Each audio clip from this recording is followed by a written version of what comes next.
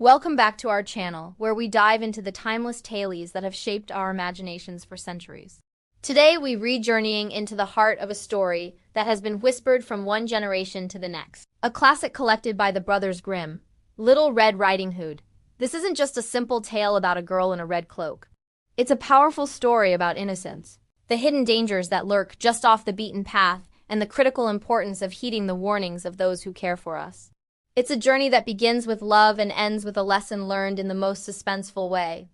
So get comfortable and let's step into the woods together for the first part of our story, which we're calling The Path Through the Forest. Once upon a time, nestled beside a vast and whispering wood, there was a peaceful little village.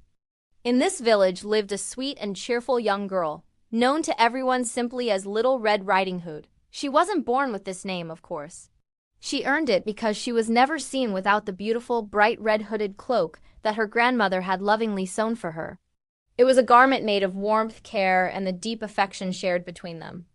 One bright and sunny morning, Little Red Riding Hood's mother called her into their cozy kitchen, the air filled with the comforting smell of freshly baked bread.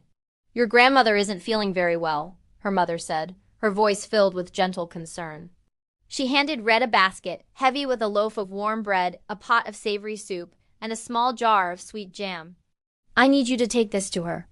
It will surely make her feel better." Her mother then looked her daughter in the eyes, her expression turning serious.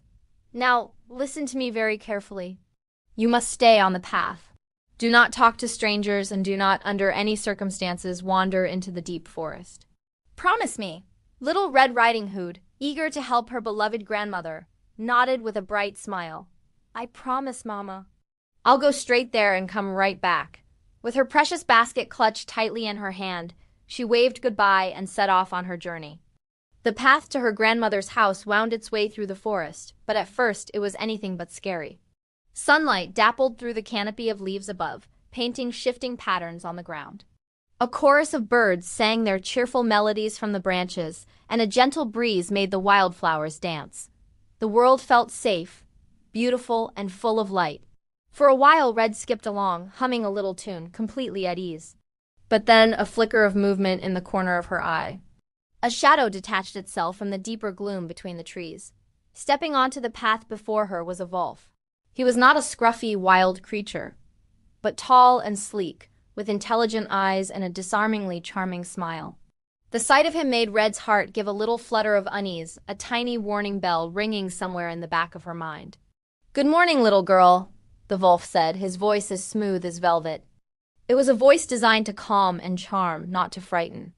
"And where might you be off to on such a lovely, sun-kissed day?" Little Red Riding Hood hesitated.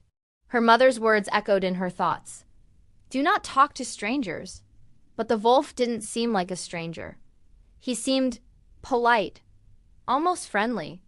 She clutched her basket a little tighter and replied, her voice small but clear. "I'm on my way to visit my grandmother. She's not feeling well, and I'm bringing her some food to make her feel better." A gleam flickered in the wolf's clever eyes, a spark of cunning that Red was too innocent to recognize. "How wonderfully thoughtful of you," he purred. "A truly devoted granddaughter.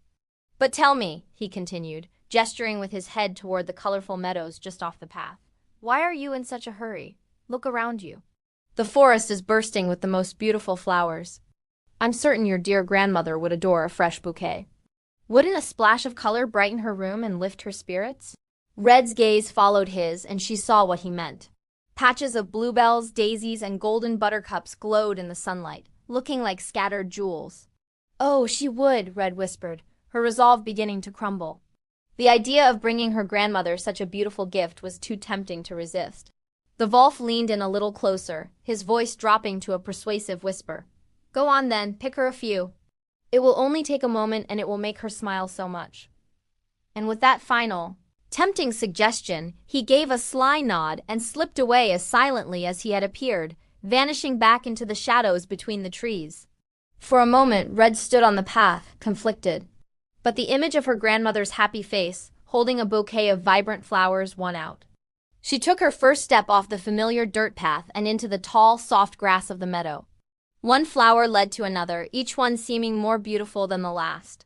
She wandered farther and farther from the path, humming softly to herself, completely absorbed in her task. She didn't notice how the sunlight was growing fainter. She didn't notice how the familiar sounds of the forest were changing. And most importantly, she didn't notice the sleek gray shadow of the wolf, no longer strolling, but racing ahead, taking a shortcut through the darkest part of the woods.